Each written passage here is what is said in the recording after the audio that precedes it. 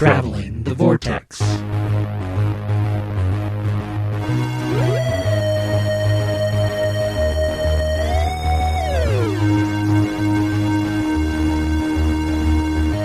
We've joined the Doctor as he travels the Vortex and arrived at episode number 396, where happy endings only happen in fairy tales. I'm Keith. I'm Sean. I'm Glenn. How are you guys? I'm good. Pretty good. Good. You have a good week? Not bad. Do anything fun? I had my fantasy draft with my family today, so everybody was up. We went over to my mom and dad's house and drafted our fantasy football teams, and then we had some dinner and visited and got to see my cousin's new baby, so that was fun. What else we did? I watched something. Oh, I watched The Vanishing Prairie, which is another old Disney film. I've seen that one. That one's actually one of the documentaries. It's the second true life documentary that they did. It's quite interesting. The first one was the something about a desert. I can't remember what it was called. The Painted Desert, I think. No, it wasn't the Painted Desert. Wasn't the Painted Desert? Something Was desert. that Hera Desert? No, because it's in the upper northwest. Not upper northwest. lower southwest. It's part over there in Nevada and California, Southern California, and it's that desert. The Living Desert. Living Desert. Living that's Desert. It. Thank you. And I watched that a few weeks back because, as I mentioned, and I forgot to mention the podcast, and I will do that this week. It's called Grown Up Kids, and they are watching all of the Disney movies all the way back from Snow White and the Seven Dwarfs. So I'm following them. It also gives me something to watch every week, because sometimes I go, I haven't watched a movie in a long time. What am I going to watch? But so I rented it from the library, and it's pretty interesting. I quite enjoyed it. What'd you guys watch? Anything this week, or do anything fun this week? We watched the Guernsey Literary and Potato Peel Pie Society. Oh, you're going to have to explain that. It's a movie on Netflix. Okay. It's about this literary society that was created during Nazi rule in Guernsey. But it's really the story of this author who discovers this society and goes to meet them and falls in love with a guy, but she's already engaged, and but it's set in like 33 or 40 or something like that. So Where's Guernsey? it's an island off of England somewhere. Did you say 33 or 40? You meant 33 or 34? No, I don't remember the exact year. So you meant like late 30s, early 40s? Yeah. Okay. That's what I mean. Sometime when there were still Nazis. Sometime after the Nazis, because this is post. Oh, it was after? So Yeah. that would have been 45 probably. 45. So it does 46. do flashbacks. So, Okay. okay.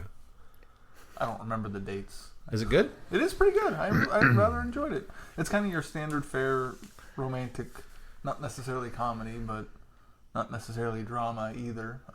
It's a period piece or a period romantic film. Huh. It stars Lily James, she's a pretty good actress. Sean, did you watch anything? Bonus points for Anything title. else? Sorry, Yeah, did you? it's a Yeah, great no title. kidding. Did you watch anything else? No. Sean, did you watch anything this week? We went and saw the Happy Time Murders. Oh, God. How was it? That's okay. Oh, God. No, it's interesting because there's a couple. I think, didn't Pete and Sharon Jackson already do that movie when they did Meet the Yeah, that's Meet the just Feebles? it's there's a couple of really, really good gags in it. It is a funny movie, but for the most part, it's a very pedantic gumshoe private detective. Used to be a cop. You can't solve the case until you get suspended and turn in your badge. It's that story. You've seen this a zillion times. It just happens to feature puppets doing naughty things. And so they've got all the tropes of the gumshoe cop thing going on, and then they've got all these, hey, look, there's puppets. And they're doing naughty stuff. And it's like, that's not a really big enough draw to mash the two of them together. The other problem I have is that uncanny valley where they'll show, here's the puppet walking out of the bank. And he walks across the street. On two legs. And I'm sorry, I don't care how good the technology is. I don't care how cool it is to the puppeteers to be able to do it. I don't want to see it. And I really don't care how you did it, because now you've taken me out of the story. Yeah, and I would agree. It just shatters the illusion for me. I would agree. There's a bunch of outtakes at the end where they show some of it's green screen, some of it's this, some of it's... And I know that's very cool and entertaining, but yeah, Melissa McCarthy's good, but she's, once again, I think she's very funny, but she's just never given anything good to do with her funny. She raises the material so far, and it's like that's all you have, because that's all they gave you. The next day we went and saw Ken. which is the brothers. Kid finds alien weapon. alien weaponry. yeah, yeah.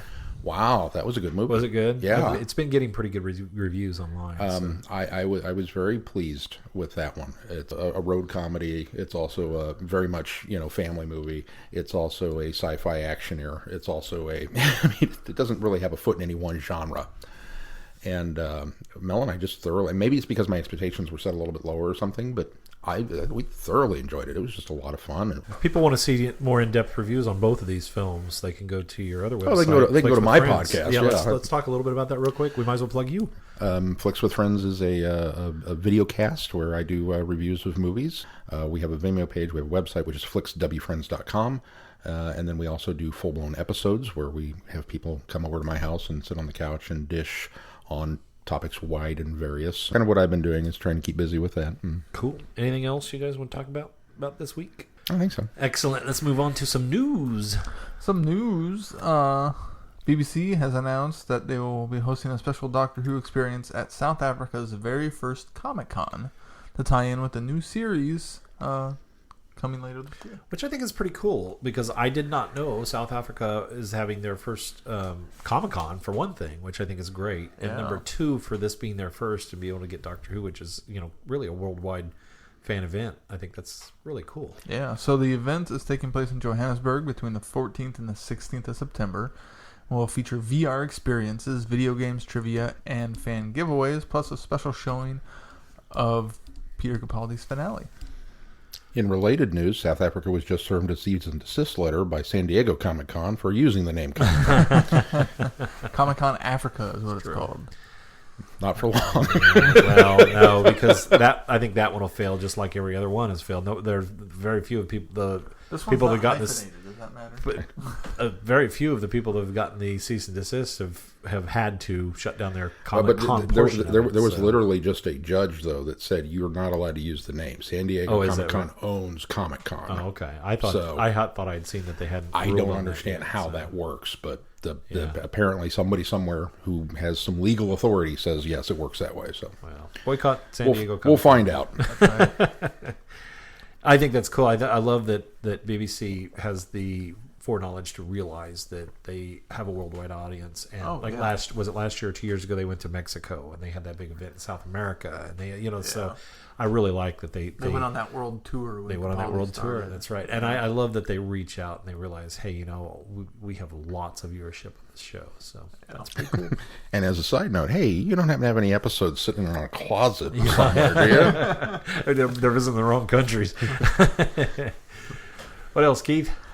Sheridan Smith and Paul McGann are being reunited for some big finish. I didn't know that they weren't united because we haven't got through those yet. But I knew that he wasn't doing them with her anymore. Yeah, I guess I knew that too. I also know that there's something coming that I'm wondering how they're going to deal with that, bringing her back. I don't know the circumstances of her departure, and I don't want to know. Don't read it. Don't read it then. Yeah, don't read it then. I haven't read the full article. Because I know the circumstances of her departure, and I'd be curious how they're going to bring her back. The audio adventures are called The Further Adventures of Lucy Miller. There's going to be 4 of them, including a Dalek story. They might. And it comes out in July. They might. Next year. I don't want to say shoehorn, because that always seems a bad thing, but I wonder if they're going to kind of slip them in between. So, let's see how it works. There's always, obviously we've gotten through, halfway through season 3 now. Yeah. And, there's certainly some carryover from one episode to the next, but I think there's also plenty of gaps that they could just go, this is an adventure that happens here. Or even between some seasons. Yeah. Well, not 2 and 3. Not 2 and 3, but no, that's true. 1 and 2 would work. Yeah. All right. Maybe 3 and 4. I don't know. I haven't got that. What else? Our last bit of news, the folks over at Candy Jar have announced book 2 for their anniversary series of the Lethbridge Stewart novels, The Laughing Gnome, Fear of the Web, written by Alison Leeds. So, following on from The Laughing Gnome, this sees the focus of the story shift to Dame Anne Bishop, as she finds herself dragged back in time from 2011 to a pivotal moment in history, February 1969, and the events of the Web of Fear. Ooh. Cool. Yeah. How will an older Ann Travers deal with those events? Right. And how will she avoid a younger Ann Travers? Or does she? Oh. Bum, bum, bum. So there's more details you can go and read online about it, but I'm pretty excited about this. I think it's a cool idea. Yeah, me too. Make a mental note of that so you can use that as the synopsis when we get to the book. Right, exactly. We'll just cut and paste. Lift. That's it for news. Kind of a slow Excellent. week. All right. Any feedback this week? No feedback. What if people want to send us feedback? Well, they can send it to feedback@travelingthevortex.com, or if you're on our website, downloading our podcast, or doing anything else, checking out this upcoming schedule, you can just click this Send Us Feedback tab across the top. While they're there, Sean, they can give us money. How do they do that? Well, they can click the link while they're on the website. That'll take them to our Patreon page, or they can go to Patreon/Traveling the Vortex. And it's a very simple process where you say, I'd like to support these guys, and Patreon will take your money. And then they will give it to us. And it's pretty much that simple. Very cool. All right. Should we move on to our reviews? Yes, let's. The King of Sontar. Daukra Base. The 3rd Elite Sontaran Assassination Squad closes in on its target. A dozen trained killers, but even they will be unable to bring down the invincible Strang. Manipulated by the Time Lords, the TARDIS also arrives on Daukra, and the Doctor is set to encounter the greatest Sontaran ever cloned. Bum, bum, bum. I really enjoyed this one. I really enjoyed This this was a one. good story. Yeah, I like this one a lot. Ask me why I really enjoyed Why this did you one. like this Why? story so much, Sean? Leela. Oh. Dan Starkey was cool. But no, Leela. The characterization of Leela, the things they did with Leela, the portrayal by Louise Jamison of Leela, and still kind of straddling those two worlds between, yes, she's a savage, but she's had some education from the Doctor at this point, Right. but she's not quite the Leela who leaves him at the end. They're doing everything right with Yes. her as a character in these stories. Yes. And the more I listen to them, the more I'm excited, and a little melancholy that we didn't get more than we did. Right. Why did you like but it? we are getting more. Well, but I mean, live action. Oh, okay. All right. But this is live action audio. I mean, it's not animated audio. At least not in my Wouldn't head. that be something? Filmed? Yeah, there you go. There you go. Videotape? Yeah. Televised. Televised. There you go. Televised works. Televised. Televised works. Why did you like it, Keith? Leela was a large part of it. I thought the Doctor was fantastic throughout this entire story. I liked the Sontaran idea of there's a batch that went wrong. We've had that before, but this in the matter of it all got distilled into one person. Yeah. And so he's a 7-foot tall Sontaran and is everything that every Sontaran wants to be. I just was engaged the entire time throughout the whole story, not knowing where exactly it was going to go. I love the misdirection in both Yeah. of these stories, Yeah. but to specifically on this one, I like the fact that I don't know what's going on. I mean, not in a bad way, because No. they set up with this attack, and then you find out there's this assassin group from Sontar that's trying to take out this one guy. This other Sontaran. Yeah, and you wonder what the heck's going on here, and they've basically surrounded him, and he has that whole conversation about their probic vents and how they've stationed themselves in such a way that it's protected, and then he ends up getting the upper hand on him, and I was like, what? Who is this guy? Right. And thinking one thing of we've got this rogue Sontaran that they're trying to take out. He's got this group of mercenaries, which I don't think we so much know they're mercenaries until a little bit later when we're let in on it, especially since they've got the one scientist guy with them. Just as it unravels and you find out more and more about it and find out more and more why this guy's so dangerous. That's what I really liked about it. Is there's a lot of, I wouldn't say misdirection, but there's a lot of, they're peeling back a lot of layers as they go, and I think that's good storytelling. Yeah, Yeah. absolutely. And the Sontaran's plot of I want to get this portal so I can go destroy Sontar Yeah. because I'm better than all of them. Well, to be also misled, and the doctor's saying, well, if he has this portal, then he can go anywhere. and then the He can invade further anywhere. implications, yeah. And so, and that's what the doctor's focused on. To only reveal later that the first place he's going is Sontar. Right. Yeah, which I thought Yeah. that was pretty cool.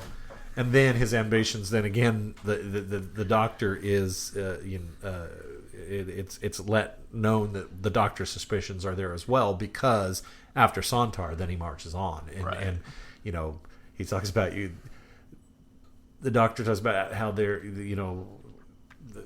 does the universe really need Sontar?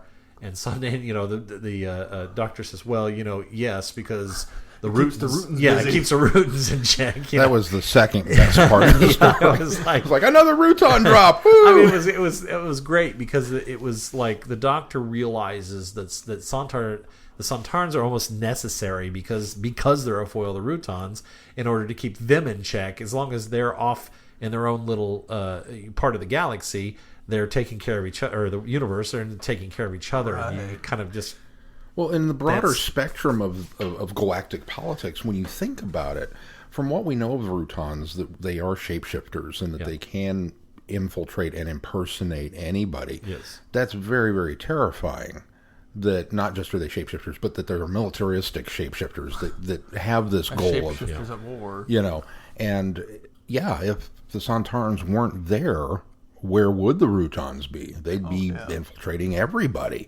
And so it's kind of a cool little throwaway line from back in the Lighthouse story. It's this is really cool.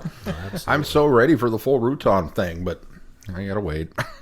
Well, we need to do Shakedown, because there's Rutans in that as well. Yeah. The other part is, of course, it's not just the fact that he's going back to Sontar and he's going to, kill everybody or take over. No. No, he's cloning himself. Right. Oh, so now we've got one more thing to worry about. Right. So more of this guy who's already, pretty darn powerful. Did anybody snicker just a little bit when Tom said, "Oh, you must be 7 feet tall"? And I thought, "Oh, this is one of those two doctors badge." Yeah, that's what I thought too. What I initially thought the same thing. Yeah. Look at you, Big Finish, trying to retcon something. Oh, no, he's a special case. I like that they're pointing out the fact that he's not wearing his armor either. Yeah, but then you'll find out later that it's because he doesn't really even have to wear armor now. Right. He's that strong. But the other guy's not either. But you get the impression that's because he's stripped. Yeah. That's basically been stripped from him because he's... it almost still is. You can almost retcon it a little bit that obviously this batch went wrong, so the 7 foot tall, so the two doctors, Sontarans, went wrong in a different way. Yeah. And they're 7 foot obviously tall. Didn't create a super Sontaran, but all the Sontaran waste went into the two doctor ones, and that's why they're so tall. So that's why they're so dumb too. Yes. What you're saying is the same batch of the same batch of Strang clones. One of them became Arnold Schwarzenegger, and one of them became Danny DeVito. Yes, exactly. But they're twins. But with the same height. Yeah. There's your obscure 90s movie reference for today. The other part of this that I really liked was that we fleshed out Sontar culture a little bit. Yeah. That they're not just clomping boots, which the new series is kind of, Well, the new series is kind of clomping boots in comedy. Yeah. That's kind of it.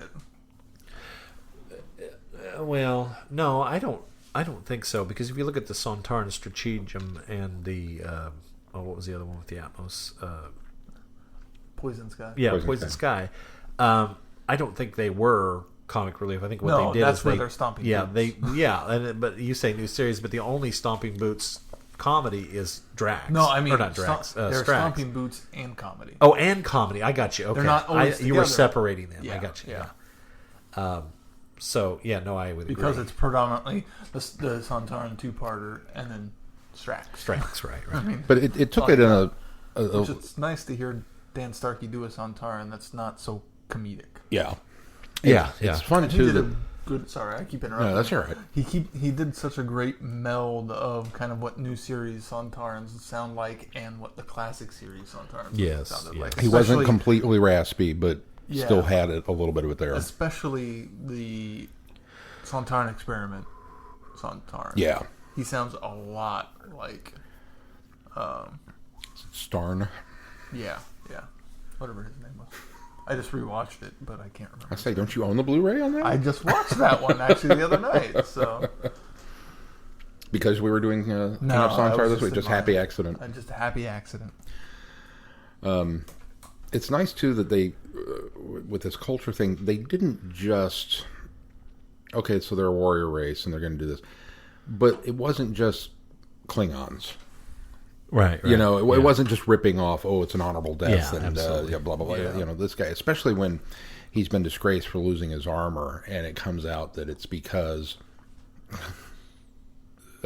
Strang killed everybody else in the platoon or the squad or the whole army. Right, and he ran. And he survived the purge from that, only to then finally break down and plead for his life. And that's why, I mean, I really liked that character. I thought he was a very, very interesting Sontaran. And he was so great with Leela. Yeah, he was. And the growth that he went through with her was fantastic. Well, and that's another example of why Leela was so great in this, is, because they make no bones about she is a warrior of the 17, and she's an established hunter and tracker and this, that, and the other thing. It's like, okay, oh, so are the Sontarans. This is a great pairing. And she, in a way, puts him to shame through the bulk of the episode. Where he's, I don't need help from a mere girl. I don't need. And of course, we're rooting for her at this point. Yeah, put him in his place. But then later, the tables kind of get flipped a little bit, and he has his moment to shine, and they come to that mutual respect and admiration, and that was just a really cool bit to this story.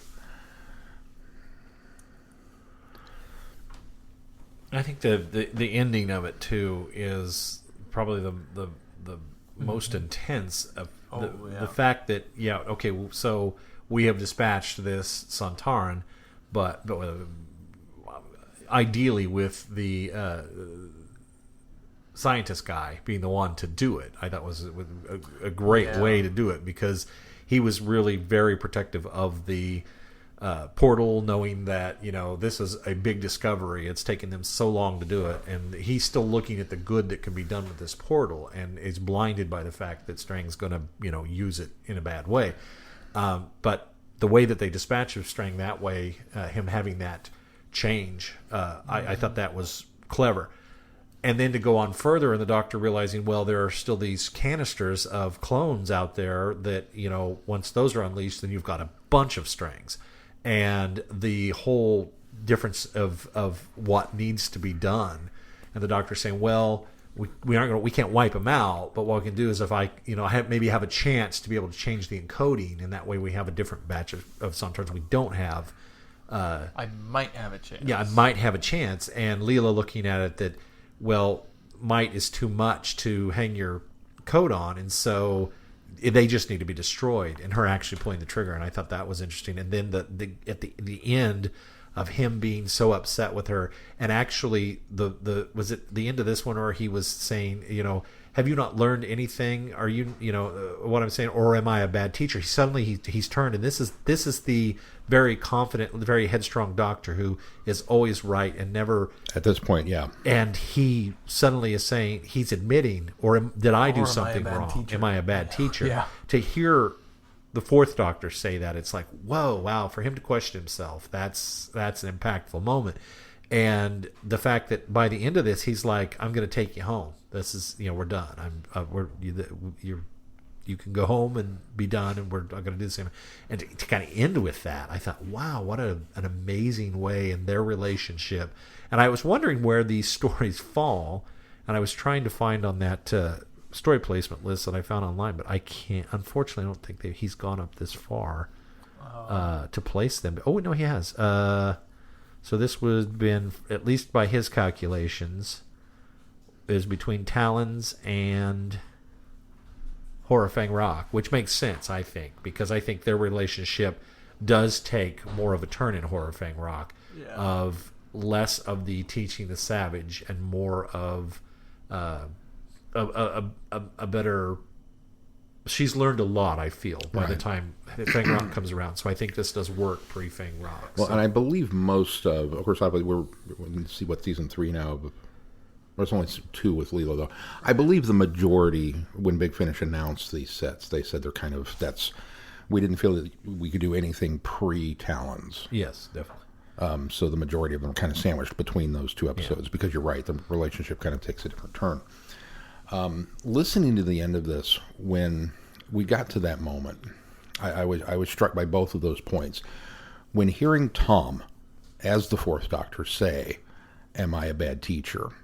and questioning himself, knowing as well as I do this particular run of stories where you're right, he's always right. He's very bombastic and self-important because he's always right, and frequently succeeds through happenstance and happy accidents, but will always claim that was part of the plan anyway. And hearing him say, "Or am I a bad teacher?"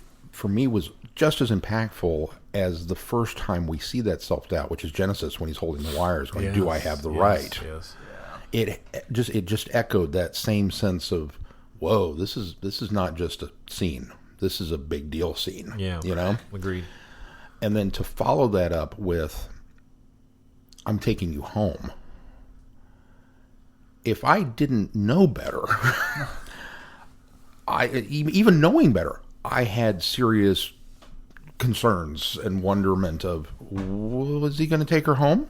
Is this the end of the Fourth Doctor and Leela? Is this how this relationship? Even knowing they're going to go on and have a bunch more And stuff. part of me even wondered, wait, was this actually set after he dropped her off at Gallifrey and he went back and picked her up for more adventures, and now she's going back to Gallifrey and they're done? And It's that level of whoa. Yeah, it really is. So, and again, magnificently played by the two leads. Yeah.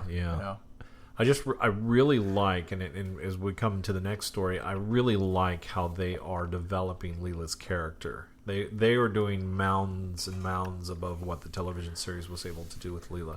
Yeah. And especially their relationship together and how they, and I think it probably also works well that this is before Horror Fang Rock, because it took that long for just the actor and actress to really kind of gel, and they have Louise Jameson said that behind the scenes that it was just really hard to work with Tom because she didn't feel like she was getting the respect as an actress from him for the first few stories, and it wasn't until Horror Fang Rock where she finally took a different approach with Tom, and they really clicked and worked well together from then on. So I think maybe that comes across a little bit in those early stories that they aren't necessarily gelling so well. And so I think what this does, placing that before Horror Fang Rock, where they do feel like they suddenly click, this is really kind of developing that on the Doctor Who page of saying, okay, this maybe is why, and fills in that gap. And so I think they're doing a really nice job with that in development. Having said all of that, it's interesting that you pointed this out. For me, the one weak link in this story is the portal. I don't care. It's superfluous to the story. It's not needed. Yes, it's a huge threat that all of a sudden Strang can show up anywhere with an army of Sontarans. Let's back up a step. The threat is the army of Sontarans. They are and him. You can point that out, where if you take the portal out, he'll still find a way to those planets. You slow him down, but Right. it just... Well, and I think that's why I think it's crafted so well. That's why it's that a two-prong issue. I think Right. that's why it's crafted so well that Leela thinks we're done, and the Doctor says, no, there's one more thing that has to be done, and takes him to the things. Fortunately, Leela and her group of escaped prisoners had already rigged up the clone vats to be destroyed. And see, that to me was the part that was so very cool, that Leela says, we've got to go kill these things. We can't let him have an army of Strangs. That would be bad. Let's go wire him out to blow up. And everybody goes, yeah, okay. So she's giving the orders. They're following her lead and taking care of all this. And then the Doctor is dealing with the portal, even knowing, though, that the grand plan is, he could go to Sontar with this army of guys and take over all their ships and still wipe out the Rutons and then have room left over for everybody else. Right, exactly. So, and then if he has the cloning facilities on Sontar behind him, he'd be unstoppable. Mm-hmm. So maybe, it's a short-term goal. We've got to get rid of this portal. But I'm looking at the big picture going, you can't let these clones go. This is what the thrust of the story should have been. And so every time we went back to the scientist character and, the portal's going to allow us to do this and it's going to be that, and he's so blindly optimistic about it, And Tom's going, no, it's going to be used for this. You're giving it to Strang. Come on. I just kind of felt like, get to the meat of it. Let's talk about the clones. This is the danger part. I mean, Leela's taking care of it, but you should be more concerned about this. And then at the end, oh, well, yeah, we've got to go do this. Oh, I already rigged them to blow up. Oh, whoa. No, I don't want to do that. I'm sorry, guys. I come down firmly with Leela on this one. You blow the tanks. I sort of agree, especially since the Doctor says I might be able to, change things here. But I think also, yes, you're absolutely right. But I would never was taken out of that because, or at least looking further down the road, because I think they did a really good job of, it had to be the scientist guy that was going along with Strang to be the one to pull the trigger on Strang. That's the one thing that made it redeem that part of it. Right. He had his mindset had to be changed. He had to understand why Strang was so bad. And it had to come down to the fact that Leela and the Doctor's life were being threatened at that time. Because Strang had, for the longest time, at least led him on. I don't think he actually ever told him this, but at least the scientist guy I don't keep saying the scientist guy because I can't remember the guy's name, but he at least believed that Strang was not going to end up killing him or any of the prisoners, or he always had in his mind they were treated well. He kept looking for the good. They're well treated. They're worked to exhaustion. Yeah. Well, but they're treated well. Yeah. Well, but he was convinced of that, and I think that that had to change in him, and I think that's where the portal works, because he is so still looking at he's still looking at the good in what the portal would do and how much work was put into it, and so to have him be the one to change and be the one to take out Strang, I think that worked for me. And so I think the portal felt very necessary, even though the imposing threat was probably bigger with the clones. I think it still worked within this story for to have that portal there. So I never really looked that much past it. It was in the back of my mind that, well, you still got clone vats of Strang that's is a problem. So that's why I was grateful that there was that next step that, no, wait, we're not done here. We've got one more thing to take care of, and that worked for me. See, I agree that it worked, and I agree that the scientist being the one to kill Strang redeemed that part of the story for me. But honestly, who was the other Sontaran? Vilhol. Yeah, I'd rather he did it. I mean, you've got a perfect Sontaran setup here. That you've got this guy who is the ultimate villain, that he wiped out his own platoon. And you've got the traitor, the coward, the one without armor, and to have him be the one to rise up and get Strang. See, I think that to me is perfectly balanced within the confines of that. No, I disagree Sontaran because arc. in fact I like that they didn't, because then it's a revenge story. Then it's a redemption for what was the guy's name? Vilhol. So then it's a redemption story for Vilhol, or not even a redemption story, but a rising back up. And I think that it was clever writing in the sense that his really only thing is he doesn't want to be branded the coward, and that's what they've branded him in this one.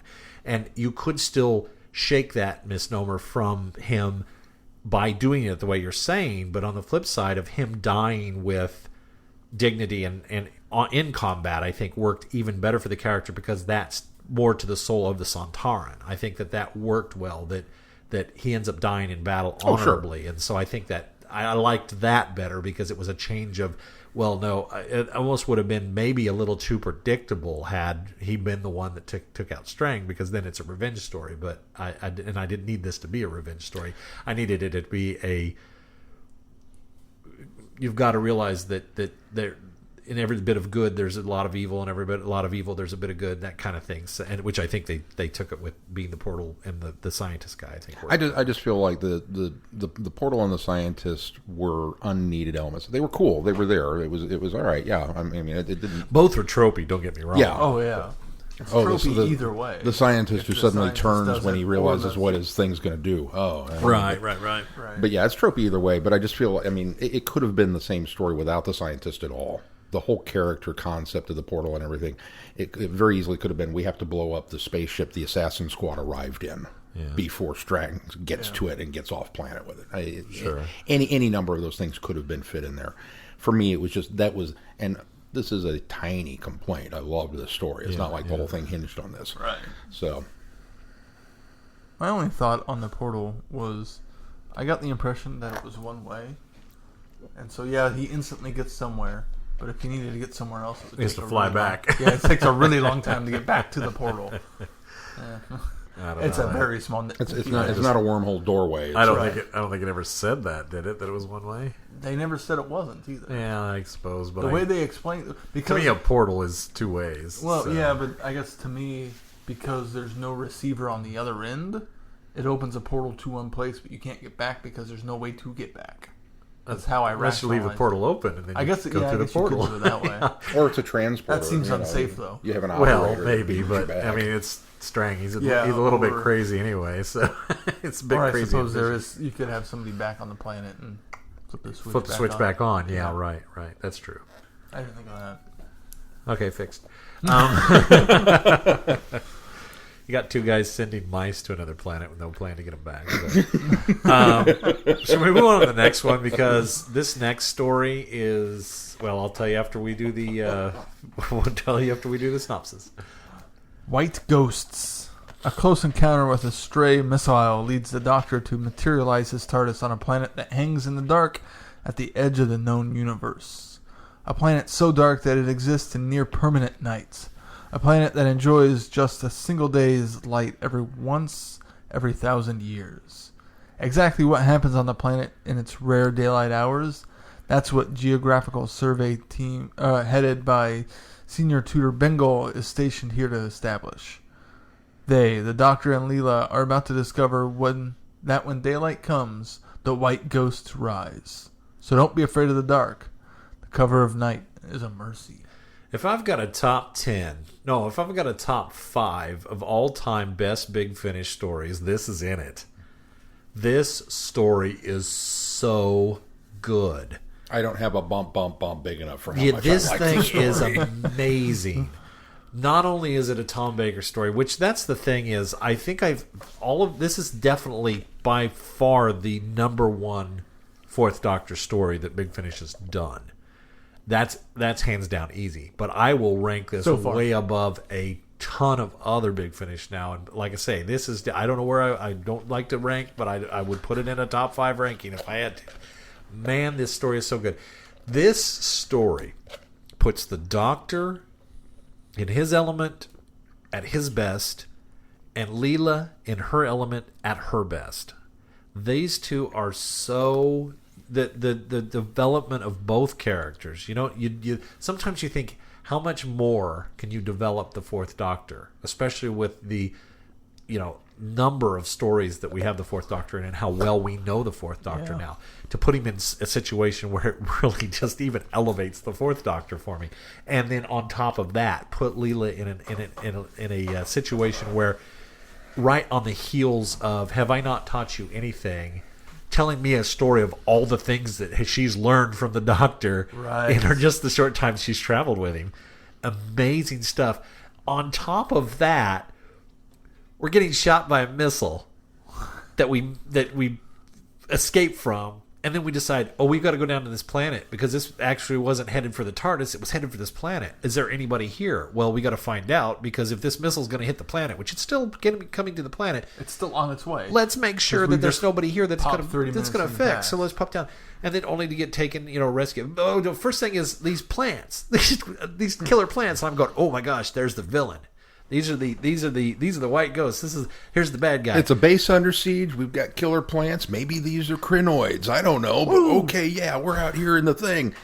Nope. Take them inside. Okay, get them away from the plants. Yay, get them inside. Okay, excellent. All right, so we've got these guys. Boom, the thing blows up. But it doesn't blow up. It creates a mini sun that populates the planet immediately with these white ghost plants. And I'm like, that's amazing. That's so cool, because they flash populate. I mean, they flash populate this planet. I thought, what a great idea. Okay, fantastic. So what's going on? We've escaped this missile. One guy died. Sorry, poor guy. Almost got him to the TARDIS to safety. Anyway, we're in the bunker. We're learning about these people who have mutated their own genes in order to be able to, function in the dark and function on this planet. And I was like, this is very interesting, very cool. And then then they get attacked by these plants. Leela and the one girl get attacked by these plants, and suddenly she's been wrapped in and cut. Oh no, these plants turn you into a monster. Nope, they don't, because these people it's because they've mutated their genes. But originally I'm thinking, oh my gosh, but Leela's been cut, so she's going to turn into a monster. No, it's Right. okay. It's because we actually are monsters. You know, I mean, we are actually, bats. But we injected her with. But Reapers are coming. The Grim Reaper things are coming to the planet. Oh, here's the bad guys. Nope, these guys aren't the bad guys either because these guys are vampires. And I mean, it's like this one thing after another. It's like, and by the end of the time, who's the bad guy here? This is amazing. The whole scene cool. in Leela and the other chick going to, okay, we're going to go defend the airlock from the plants. And we get Savage Vision. Oh my gosh, the inner dialogue is incredible. That was another device. I'm sorry I'm jumping in here. No, go for it. I'm so excited for this. The inner dialogue for Leela was amazing. What a great device to do here. Go proceed. You have Spider-Man with Spidey sense, and we get Leela's internal workings of how this fight scene is going to play out. And the movement, and I'm going to do this, and this girl kind of sucks, and she doesn't follow through, distracted. and I'm not going to be distracted, even though she's screaming in my ear. Okay, dodge, parry, thrust, and she's still screaming. Okay, do the twist, and here's another plant. Got it. Okay, now here, and I'm distracted. Yeah, Leela, I'm captured, and I'm distracted. and then it all falls apart. And the audio cues, the way that sequence was built, with kind of the just. And hearing the girl's voice being slowed down so you understand that this is all in an instant. Just so well done. Man, I don't know that would work in any other story, but it so works so well here. It's just the device to use it. That's number one. That's bold to go with that, because it's almost one thing to have that in a companion chronicle. That's just it. It took me into that. That this would work. This definitely works in a companion chronicle because it's somebody telling a story. But to get the inner dialogue in something that there's no dialogue. I mean, there's nobody narrating or illustrating the story. To know what the action. And so, but to do it here and make it work like it did, that was amazing. So then they're captured, and Leela figures out if I rip the cables out of the wall, I can electrics them. Yeah, electrics. I can use electrics to kill them. Yes. Meanwhile, back in the control room, the power went out. So well done. This is bad. We cut back to the thing. Okay, we get out of the mines and we're okay. But the girl's been cut. And then she starts to go, ooh, I'm going to attack you. And you think instantly, oh, God, the plants are poisonous on top of everything else. Yeah. And I'm thinking, Leela, they made a mention that Leela got cut too. I think, Leela's going to turn into whatever this monster is too. So you file that one away. That's going to come back to haunt us later, but you get out of the initial thing. And we go running back. And then the reveal. Oh, no, is the augmentation, the genetic mutations. Mutating ourselves with bats. We turned ourselves into vampires. It's vampire bat DNA. No, they haven't even really gone that far yet. And, well, I guess they did but the amazing thing about that is so suddenly you're thinking, okay, the plants, Leela's safe. Wait, no, she got injected by the genes that they injected her. Injected her. It was a double whammy. So it was like, out. oh, good, she's safe. No, she's still going to turn into one of these monsters. Oh my God! And then, no, wait, it's a placebo. What? That part I felt was a little bit of a cheat. No, it wasn't, because the other gal was doing experiments on the crew. That was the other cool. The other cool reveal is the fact that this crew thinks they're there studying plants, and they're really there because they're the people they're being studied. That was amazing. The other guy, I had to go back and listen to it. Twice. That wasn't my. I ran through it. That wasn't my role. I got my PhD already, and I've been studying you people. I was like, "Are you kidding me? That's so awesome." I had to go back. Once I got to the end, I was like, "Okay, that was amazing," but I'm not sure about this part. So I went back and re-listened to the last part of the second episode, and then went, oh, because I was so wrapped up on the wait, you're vampires? What? I mean, it was that level of, and so I kind of missed that. But yes, what he said, man, that was so cool. I was just, and the other thing that I thought was really clever about this is the fact that on the heels of Leela doing what she did to wipe out the clone vats, and the Doctor having issue with that, to drop the line that the reason why that we were put here is because my people have, I'm expected to wipe out vampires basically, and so that's already in his purview.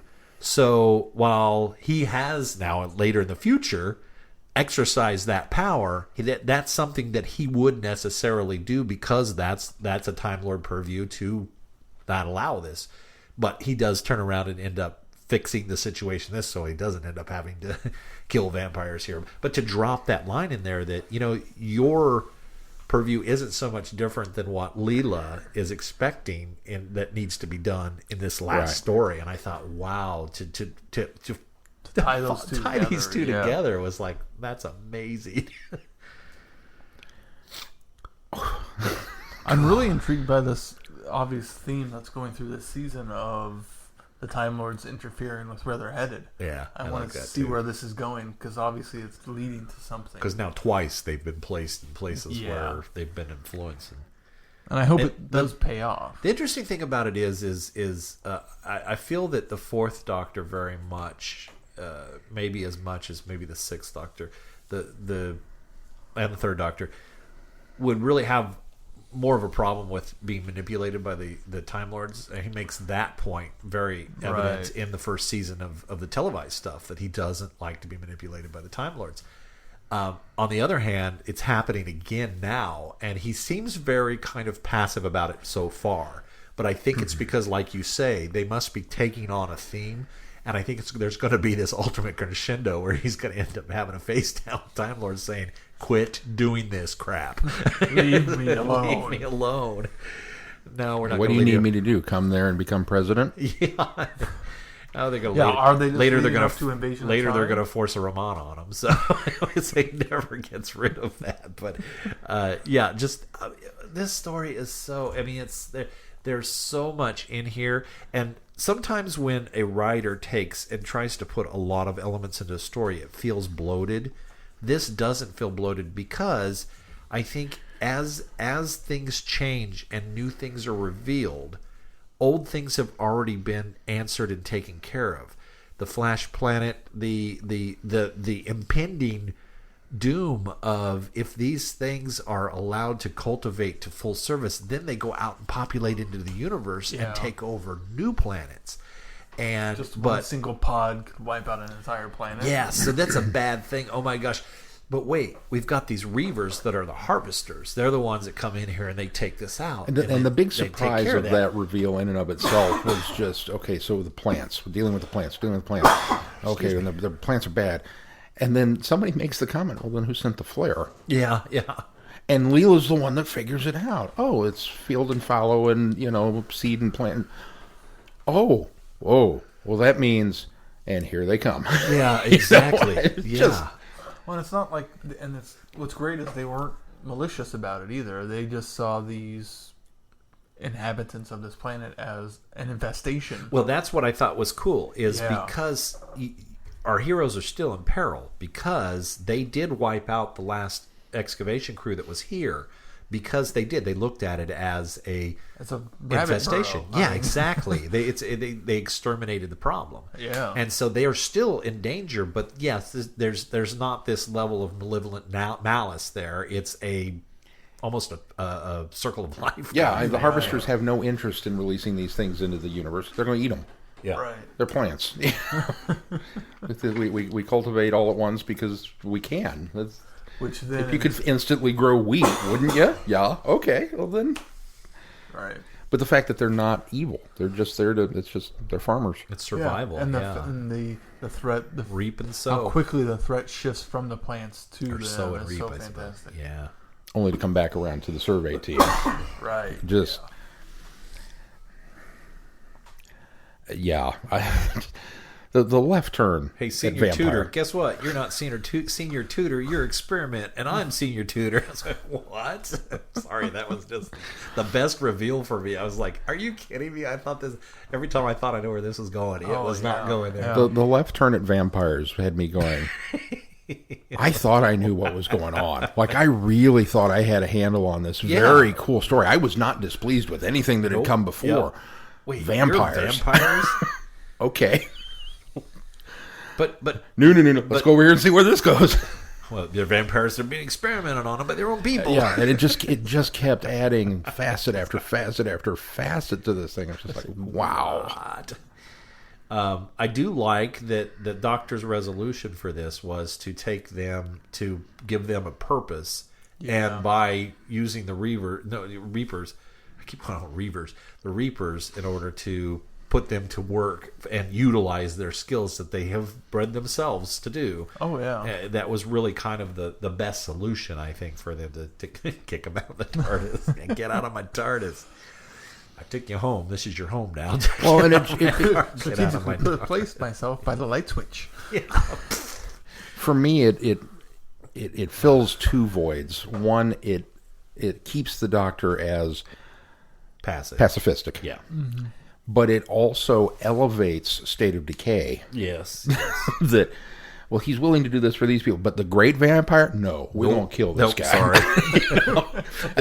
That's how big that threat is. There are some things I am not letting go. Yeah. Doesn't matter that he's in a pocket universe, that he's trapped, no. We've got to kill him. That to me is just, I mean, you guys know I love State of Decay anyway, but Yeah. any excuse to make that story even better, all right. Oh man, that's so good. One of the things I think there was a little tiny part in there that I love the fact, especially that they set this up with Leela in their reading. You haven't talked to me in 2 days. Oh, and he's yeah, we surprised. didn't cover that. He's surprised that she can read as well as she's reading. Oh, yeah. So I think that's the first realization that yeah, I have been getting through to her, because obviously something I've been teaching her is catching on. And the fact that she makes mention that, well, you know, we keep going to England, and I want to make sure that I've read up on the monsters of England. And she's reading Jack and the Beanstalk, and it's like, you know, I want to be able to know the monsters that we're going to be facing when we go to England. I was like, okay, this is great that she is completely cross-pollinated. Which, Fairy tales. the awesomeness of the subtlety of that works so well on so many different levels, because she could have been down in the archery range or the Oh, yeah. you know, they could have had a weight room, they could have had there any number of things Leela could have been doing. She could have been throwing axes at the wall. No, she's just making scratches so she can find her way. Yeah. There's a wolf in our midst. Totally thought that was the first fake out. I totally thought we were getting an infestation of the TARDIS. Yeah. White ghosts. Oh, it's shipbound. Oh, what are we going to do? There's a thing and there's a scratch. No, that's me. Can we make it? Yeah. Can we do one thing? What's that? Don't make any marks anymore? Oh, yeah. But then to follow that up with, okay, so he's mad at her. Or she thinks he's mad at her. And she's not throwing axes at walls or in the archery range. She's reading. Yeah. She's doing this to better herself. He never ever expected to find her in the library, but there she is. And not only is she reading. You did check both swimming pools. Did you notice that? Right. Both And the living room. And the yes. Not only is she reading, but she's reading at a pretty decent clip. And when he interrupts her, she shushes him so that she can finish out her thought. And you get this swell of pride that, wow, I am having an impact. This is fantastic. Why these books? Because we go to England so often, I thought I should familiarize myself with the monsters. And unsaid, but still there, is so that I can kill them. Which now leaves the Doctor going, have I made a difference at all? The funny but thing they is, don't cover that. It's just there. The funny thing is that his response to, so I can deal with the monsters, is, yeah, it's a good idea. That's very prudent. Yeah. You know, almost Let's as if just leave it there. Exactly. Almost as if he realizes where that conversation could have gone. Yeah, exactly. And decided discretion is the better part of Yes. valor. We're just going to leave that alone for right now. There was so much of that throughout this thing that just... Well, the parallels of the fact that she's reading about Jack and the Beanstalk, about the giant beanstalk that grows to land on a planet where they're being attacked basically by beanstalks. And then later when the girl transforms, what big eyes you have, what big teeth you have, the recognition of paralleling that to Little Red Riding Hood. I thought, wow, that's very clever. Anyway, it's amazing stuff. And I also really loved how she was constantly concerned about her eyes getting bogey and how big their eyes were when she got injected. Are my eyes going to get that big too? Yeah. Just a nice element of comedy throughout what could have been a very dour story. I also want to know what amphibious companion occupied that spacesuit before she got it. Yeah. Is that the seed of something being dropped? Maybe. Turns out the second Doctor hung out with Abe Sapien before he picked up Jamie. Even the title is a bit of a fake out, Because you see white ghosts, and that automatically goes, oh, okay, it's a paranormal. Hopefully it'll be better than all the other ghost story ones that we get from Big Finish when they don't quite know what to do with it. They had 3 titles for this, according to the special features on the end of it. Oh, really? Yeah. Yeah, I can't remember what he said they were, but one of them was either light of day or lights out or something like that. Another one was similar Harsh to Light of Day, something like that. something like that. That's a good title. Yeah. There was one that I thought, oh, that's pretty good. But, so white ghosts, and then, it's plants. Oh, the plants are like the white ghosts. Okay, I see where you're going Well, they with call this. them the White Ghosts. Nope. Vampires. What? I just blindly being led down the primrose path and being waylaid by the monster. Okay. Amazing stuff. Yeah. Stuff. Good stuff. All right, what do we got coming up on the schedule, Sean? Well, We're taking it week by week here. we're not really more Fourth sure. Doctor and Leela? No, unfortunately. We're gonna segue into the 10th Doctor and Donna. Are we still planning on doing that? Yeah, I think so. Yeah, I think we're all right. We're still on track until we find out more about release dates. For those of you that do like to follow along and read ahead, we have a schedule that's posted out through the beginning of October that, as it says, Proceed with caution. proceed with caution. We may need to change some things, and depending on if one of the rumors about the start date winds up being more than a rumor, we will have to severely augment the end half of that schedule. But for right now, we're going to just plow forward like it's not a thing because it's just a rumor. Which means this week we'll be finishing off the 10th Doctor Year 3 comic books from Titan with issues 11 through 14. And we will also take a listen to Big Finish's 10th Doctor Adventures number 1, Technophobia, which has David Tennant and, I shouldn't have done that. Donna Noble. Catherine Tate. Thank you. So it features the two of them, which will be fun because I've not listened to any of the 10th Doctor stuff, but I think both of you have. Yeah, Keith and I both have listened to it. So. Both seasons. Yeah. Rub it in. Yeah. You can plow ahead on And your own. Mr. I have a job that allows me to listen to audio at work. Sometimes. Not lately. Not lately. All right, very good. Well, anything else before we close this show out? My voice is just about gone. So Before Glenn loses his... well, I have a coughing fit here pretty soon. Go sign up for Big Finish if you're not, and buy a copy of White Ghosts.